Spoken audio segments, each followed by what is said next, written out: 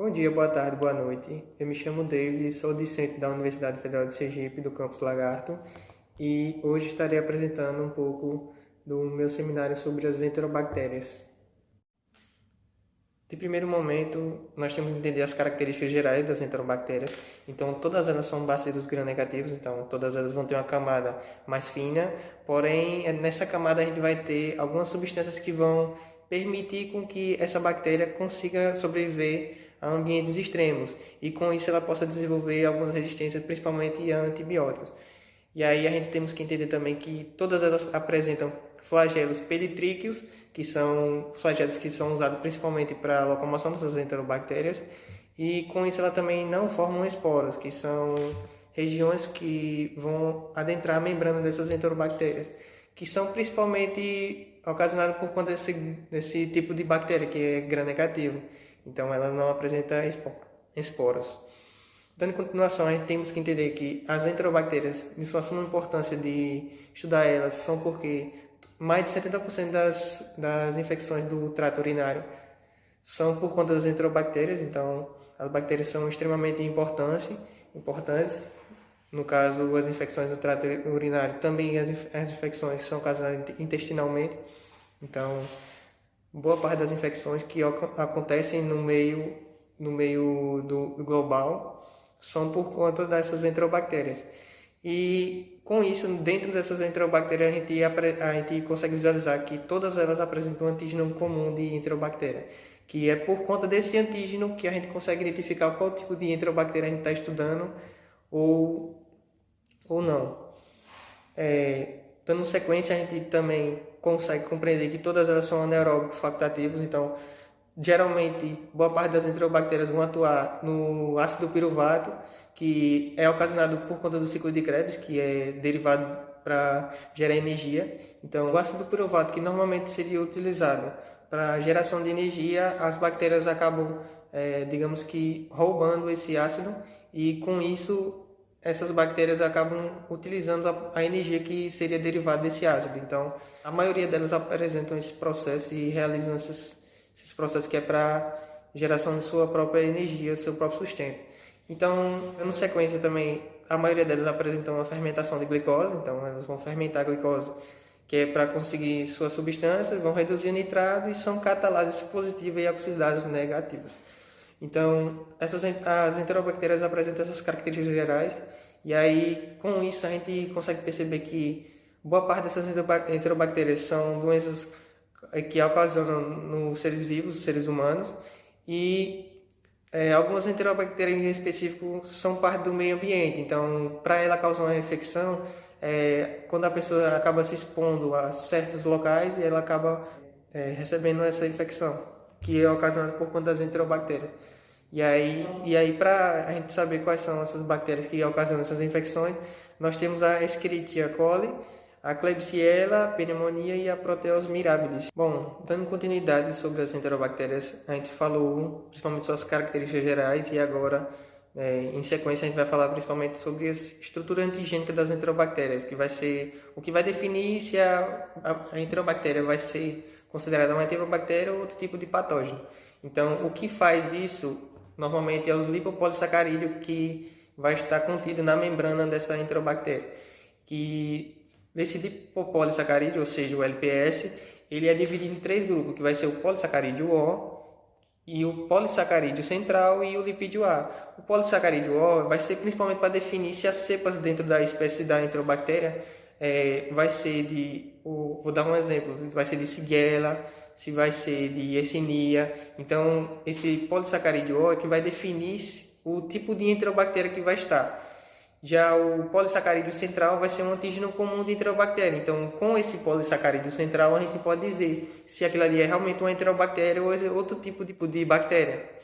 E aí, a gente tem um lipídio A, que vai ser responsável pela atividade endotóxica, ou seja, a atividade que a enterobactéria vai ter como fator de virulência para ocasionar algum dano ao organismo ou até mesmo uma sobrevivência. Então, toda atividade endotóxica envolvendo a toxina da bactéria vai ser a partir do lipídio A. Bom, aqui a gente chegou na classificação epidemiológica das enterobactérias. Então, o que eu falei anteriormente, as enterobactérias ela possuem um polissacarídeo O, que vai ser o que vai definir a tipagem das cepas. Então, ele vai estar presente em todas as espécies de enterobactérias. E aí, as enterobactérias vão apresentar também um antígeno capsular, que vai ser o K, que vocês vão ver aqui nessa imagem, que é esse aqui que está formando em cima da cápsula. E aí esse antígeno capsular é usado para definir o tipo da cepa. Então, o tipo da enterobactéria vai ser definido por esse antígeno capsular, que ele atua em conjunto com o polissacarídeo central, que vai ser o polissacarídeo que vai ser o que vai apresentar um antígeno comum de enterobactéria. Então, o antígeno capsular e o antígeno comum de enterobactéria definem que tipo da cepa vai ser a enterobactéria. E aí a gente tem as proteínas flagelares, que eu já mencionei anteriormente, que vai ser com os peritríqueos, que vai ser utilizado principalmente para a locomoção dessas enterobactérias. E aí a Klebsiella, a Shigella e a Yersinia, elas são enterobactérias que não têm em sua composição as proteínas flagelares, então elas não conseguem se locomover. E as enterobactérias apresentam outras estruturas, que são as fímbrias, que normalmente são conhecidas como pile. E essas fímbrias elas servem para a aderência da bactéria no receptor específico da célula hospedeira. Então, elas são utilizadas para isso. Mas ela também tem dois tipos de fímbrias nas enterobactérias. Então, são as fímbrias comuns e as fímbrias sexuais, que são as fímbrias utilizadas pelos plasmídios conjugados que tem nas enterobactérias, que são utilizados principalmente para transferência genética. Então, elas conseguem transferir geneticamente seus respectivos genes. Então, a partir daí, elas conseguem fazer principalmente envio de informações de uma bactéria para outra, e aí, consequentemente, a gente vai ter uma colonização das enterobactérias. Aqui a gente tem as principais espécies das enterobactérias, e aí a gente tem esse monte de espécies que vão ser de importância médica, só que eu queria dar destaque na Salmonella, a Shigella e a Yersinia, que vão ser as enterobactérias que eu irei explicar mais à frente.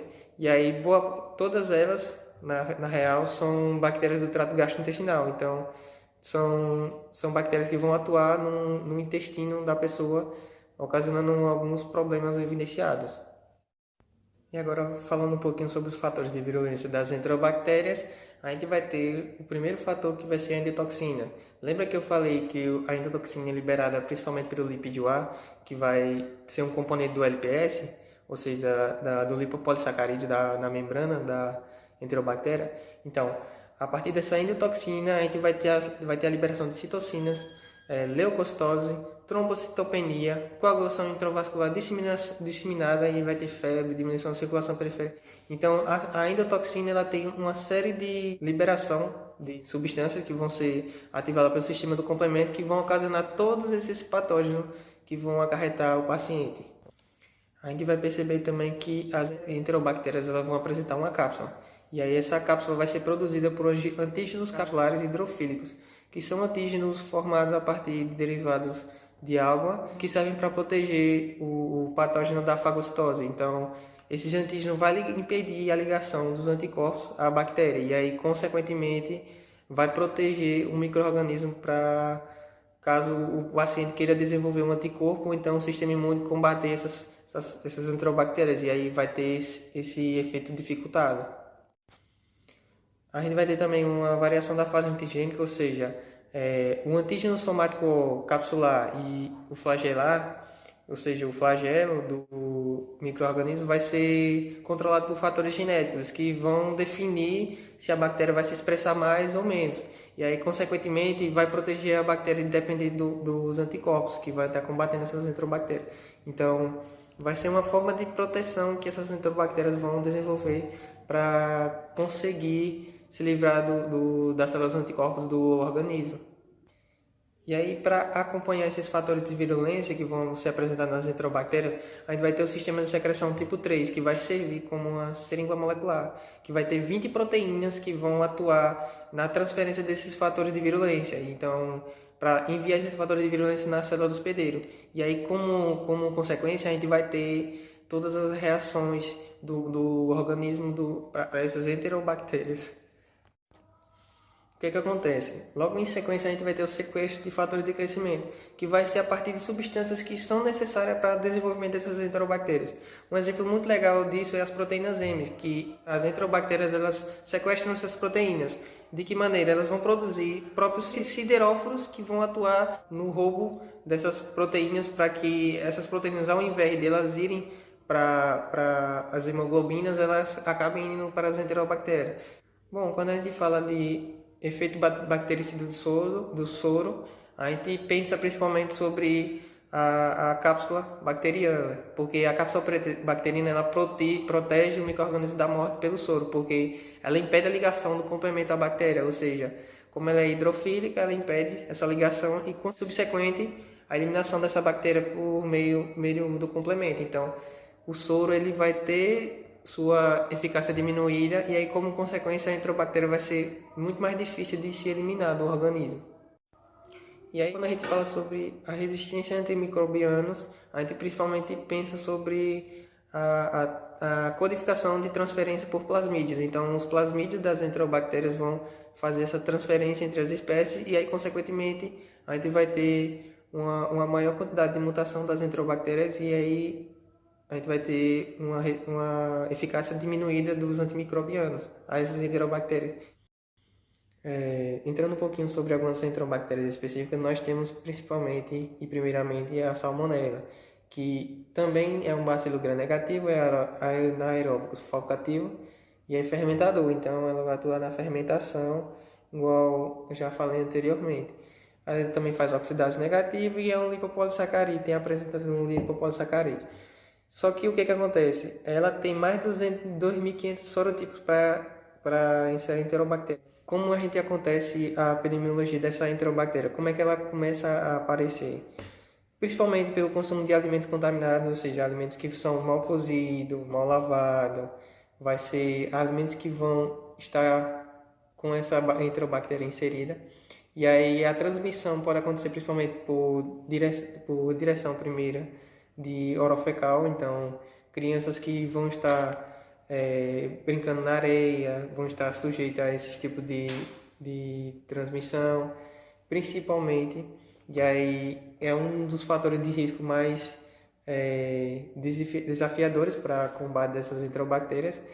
E aí, em sequência, a gente tem a Salmonella typhi e a Salmonella paratyphi, que são patógenos humanos restritos, então elas só vão apresentar uma doença se for em pessoas humanas. E a colonização assintomática da infecção vai ser com pacientes com níveis reduzidos de ácido gráfico e imunocomprometido, ou seja, pacientes que estão com insuficiência gástrica e o sistema imune comprometido, essas enterobactérias vão se desenvolver ainda mais e aí, como consequência, a gente vai ter uma infecção mais grave, né? Mais duradoura. Agora, entrando um pouquinho sobre os fatores de virulência da salmonela. O primeiro deles é porque elas são tolerantes aos ácidos nas vesículas fagócitas. Por quê? Porque, principalmente, essas enterobactérias podem sobreviver no macrófago. E aí, se ela se espalha do macrófago para o intestino, para os outros sítios do corpo, então elas vão ter tolerância a esses ácidos das vesículas. E aí, se o macrófago não combate, essas enterobactérias vão, além de já ter comprometido o sistema imune, elas vão se espalhar ainda mais, vai ter a colonização ainda mais dos sintomas das enterobactérias. Então, ela vai estar numa infecção mais profunda, o paciente. E aí, essas enterobactérias causam bastante tipo de doença.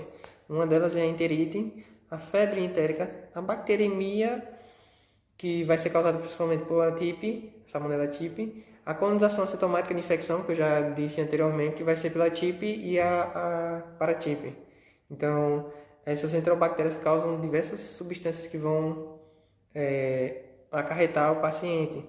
E aí, quando a gente entra sobre a patogênese e a imunidade dessa enterobactéria, vai ocasionar todos os processos da imunidade, né, do hospedeiro e da patogênese dessa bactéria no estômago. E aí esses processos acontecem primeiro porque a bactéria vai ser introduzida e aí vai acontecer uma invasão na mucosa do intestino delgado, as microvilosidades e os enterócitos. Então, as microvilosidades do intestino delgado vão estar corrompidas, vão ser absorvidas as enterobactérias. E aí, com isso, as enterobactérias vão ocasionar uma liberação na circulação sanguínea linfática, que pode se espalhar até todo o organismo do hospedeiro. E como que isso acontece? Como que isso acontece? Primeiro que na bactéria a gente tem ilhas de patogenicidade. Então essas ilhas vão liberar o sistema de secreção tipo 3, que eu já falei anteriormente, que vão liberar diversas substâncias para inativar ou ativar mediadores químicos no organismo. E aí essas ilhas de patogenicidade do hospedeiro vão estar sendo combatidas por patogenicidade do cromossomo bacteriano. Então o cromossomo bacteriano vai liberar aqueles sistemas de secreção, tipo 3, que eu já disse anteriormente, que vão produzir enterobactérias mais ágeis. E essas enterobactérias mais ágeis vão fugir do sistema de secreção do organismo. Então, conforme essas bactérias vão sobrevivendo, então elas vão se proliferar ainda mais. Como consequência, a gente vai ter a liberação de algumas prostaglandinas, por conta desses mediadores de informação que vão ser liberados. E aí a gente vai ter um estímulo do AMP cíclico e, como consequência, vai ter a secreção de fluidos. Então, vai ser todos esses problemas que essas enterobactérias vão acabar acarretando no organismo. Para diagnóstico dessas enterobactérias, a gente vai ter o isolamento seletivo no meio de agar-sal e sacarose. Então, todos os tipos de diagnósticos vão ser baseados no isolamento em meio de agar-sal e sacarose. Então, a gente tentar introduzir um ambiente específico para que as enterobactérias se proliferem e aí, consequentemente, a gente ter o diagnóstico dessa enterobactéria. A gente vai ter os exames de urina, alguns exames de fezes que possam ser que as enterobactérias estejam contidas. Então, vão ser maneiras de a gente diagnosticar essa enterobactéria. Então, principalmente, o isolamento seletivo em meio a agar-sal e sacarose, para que a gente consiga diagnosticar essa enterobactéria.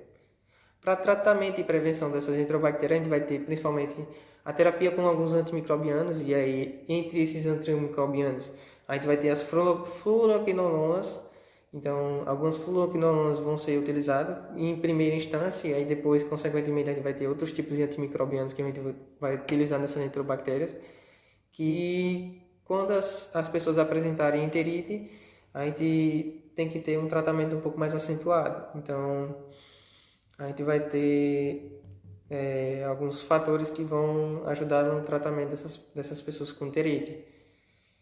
E a gente tem alguns meios de prevenção que vão ser principalmente a partir de preparação de uma comida adequada, como já falei anteriormente, e outro meio também é a vacinação, que tem como a pessoa se vacinar contra a salmonella típica. Então, já evita desenvolver algumas doenças da salmonella.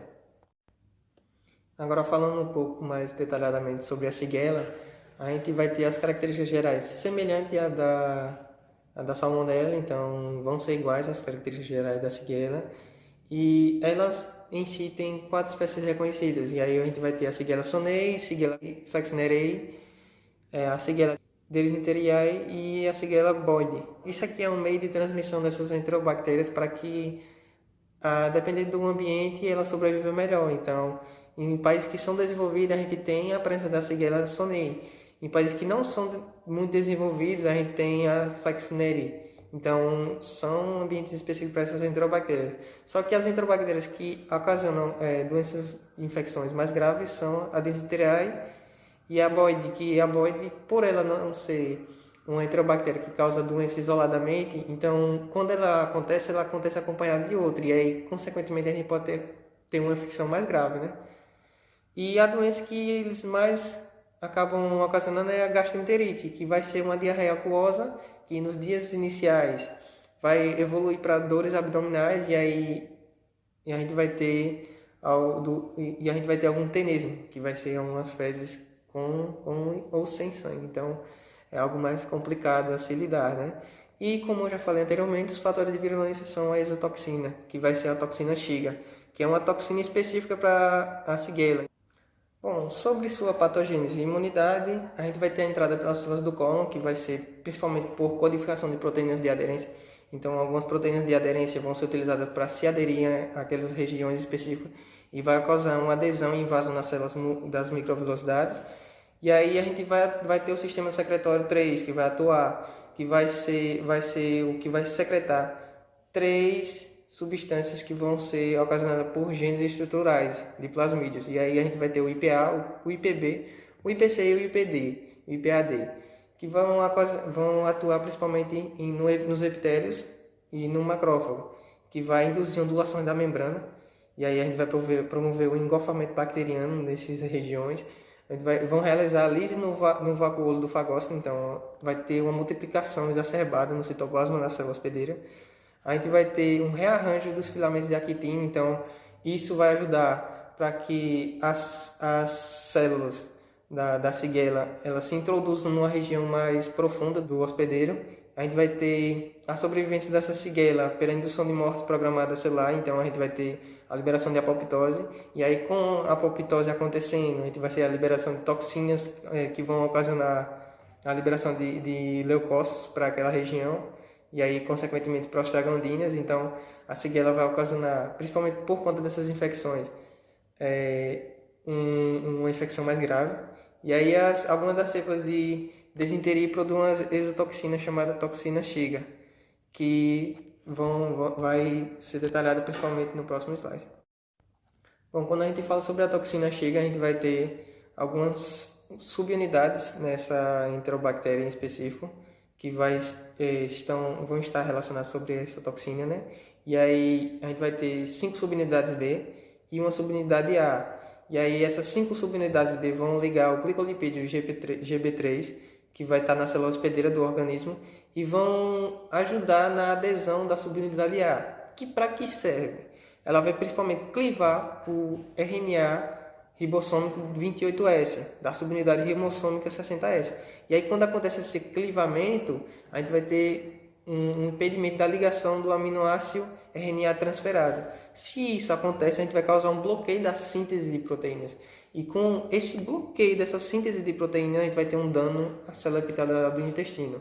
Porque se não tem a síntese de proteína, o intestino vai estar danificado.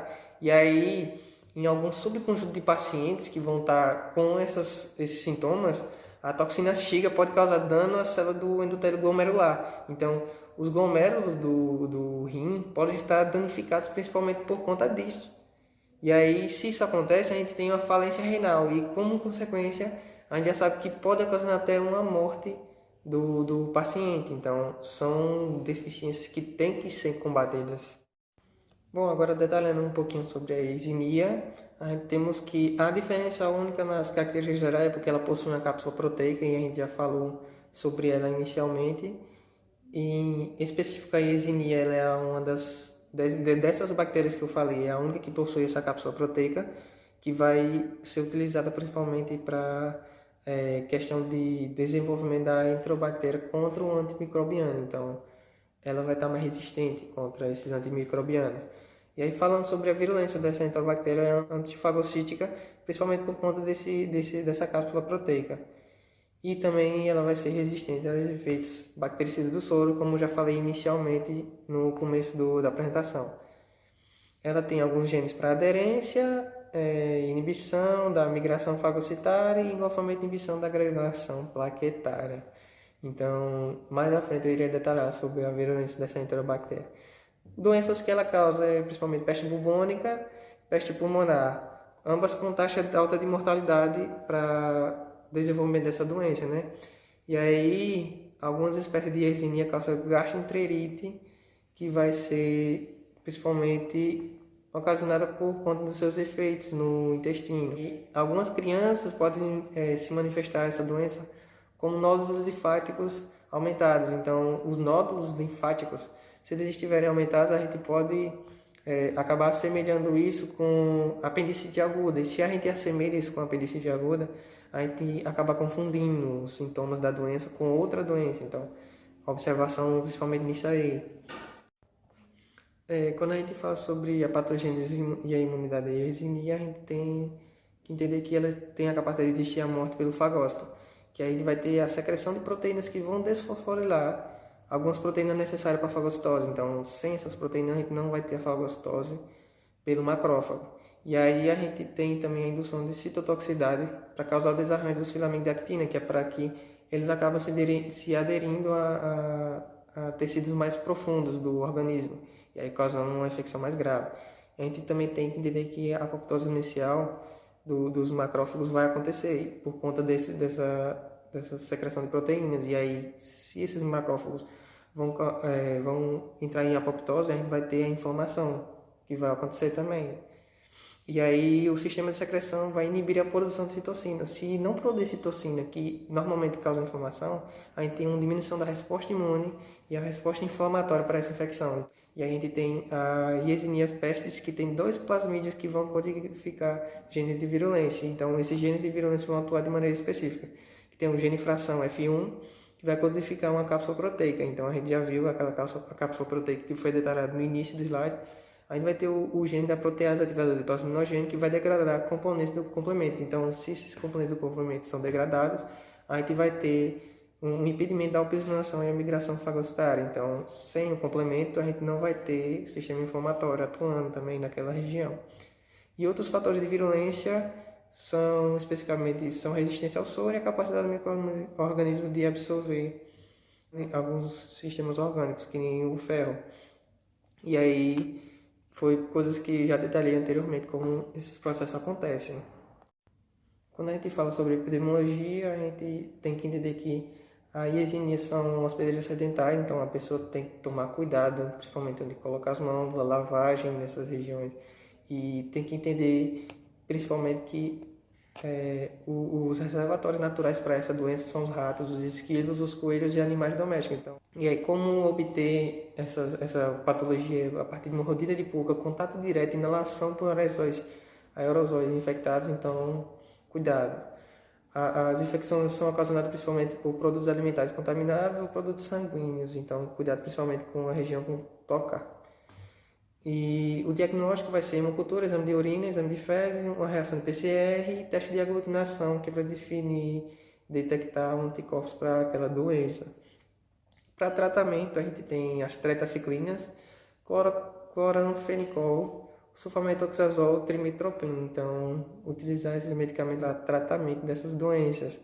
E aí essas infecções são autolimitadas, então necessariamente elas não acontecem de maneira indeterminada.